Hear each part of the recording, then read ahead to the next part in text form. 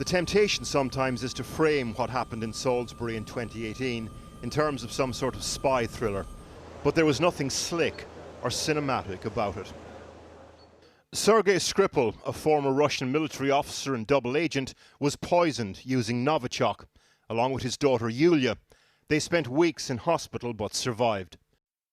A police officer, Nick Bailey, attending the incident, was taken into intensive care but made it through. As did Charlie Rowley, who found the perfume bottle used to administer the poison. He gave it to Dawn Sturgis. She sprayed the contents on her wrist and eventually died.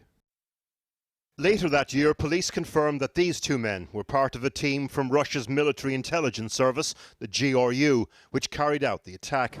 Друзья нам давно уже советовали посетить этот прекрасный город. Salisbury. Да. Прекрасный город. Да. Their incongruous explanation on Russia Today about why they were in the UK at the time. Он знаменит своим шпилем 123-метровым.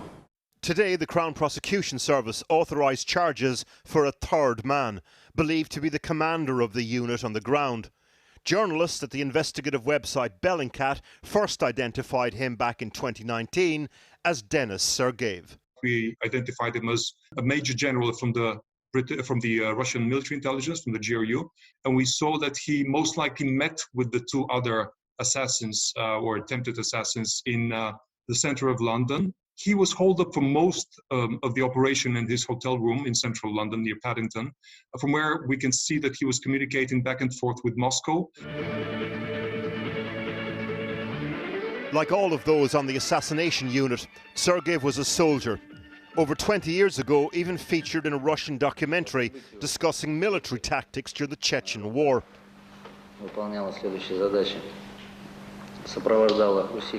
The people that carried out the botched attack in Salisbury, more demolition men than James Bond. These are people who have an experience in breaking up things and exploding things and killing people.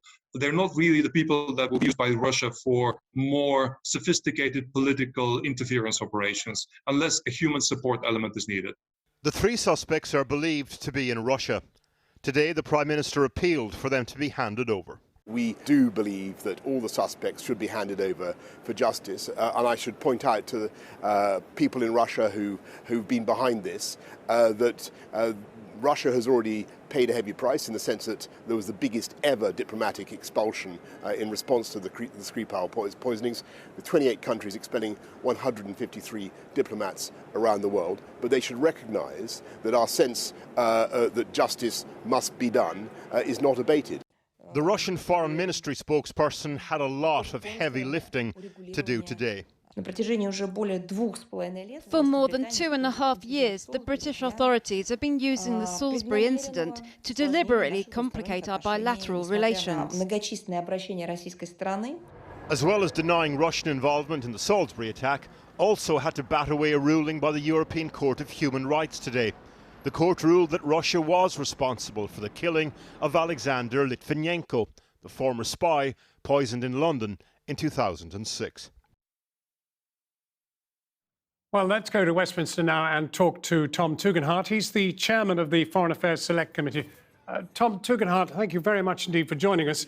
I'm wondering this, were you surprised to hear that a third person was involved in the poisoning of the Skripals?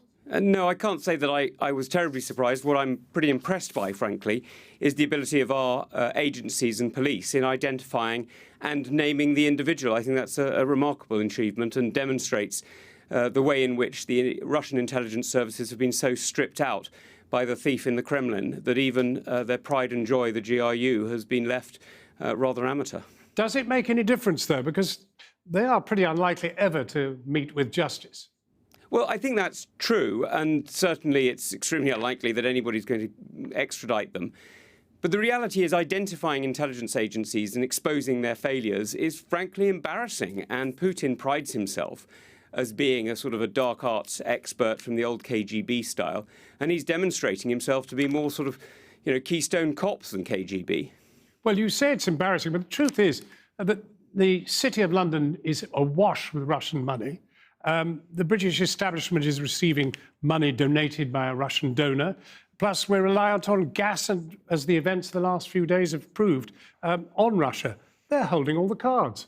Well, they're not holding all the cards. You know that in May 2018, the Foreign Affairs Committee, which I'm privileged to chair, published Moscow's Gold, a report into dirty Russian money in the city and the way it runs through our systems.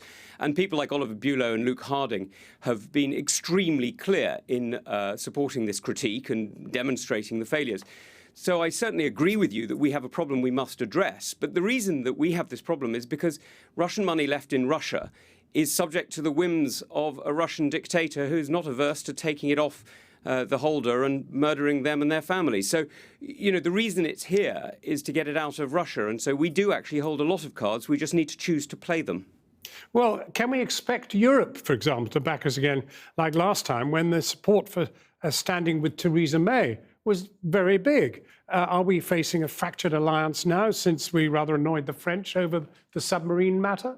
Well, I had a very long series of meetings in the last couple of days with 4, I think it was, European Union ambassadors and high commissioners, and it's quite clear to me that we do still enjoy a lot of support. I'm not going to pretend that everybody's entirely complimentary about the diplomacy that resulted in the French anger, but it's certainly true that we do have a lot of support, and in countries like the Baltic states who know what Russian tyranny feels like, it's absolutely true that we have very, very close friends inside the European Union. Well, you say that, but the truth of the matter is it doesn't really add up to any action, does it? I mean, the truth is that we have alienated a great deal of affection in Europe as a result of our behaviour. Well, I think it does add up to action, actually, and I think... What about the German pipeline? I'm so sorry, I couldn't hear you there. I was going to ask you about the German pipeline, for example. Well, look, the German pipeline is something that many of us have criticised for a long time. Nord Stream 2 was decided, as you know, many years ago, and it was just the completion of it without sanctions was just waved through by the Biden administration. But the reality is this is, you know, I think it's an error on behalf of the German government, and I don't think it's an error they would do today. But it's not something that the UK was particularly vocal in opposition to. Many people were, including Slovakia and Lithuania and Latvia. So, you know, there are many other countries, including actually Poland, who've been very critical of that. It's not just an EU-UK issue. I don't want to be rude, but are you a dyed-in-the-wool optimist? You know I am, John, because I happen to believe that the world is getting better. But it doesn't mean that I don't recognise the challenges we face, which is why I'm a confirmed internationalist and why I believe in working with partners around the world. And while I do see the anger from France, and I do see the challenges we have with other European countries, I also see the huge level of cooperation that we have on intelligence and military affairs through NATO and through other agreements. I see the economic partnerships through the city that still exist despite many gloomy predictions. And I see the number of Europeans who are still working here, who've made their home here and who feel quite rightly at home here in the United Kingdom. Tom Tugendhat, thank you very much indeed. Thank God we've got some optimists on deck. Thank you.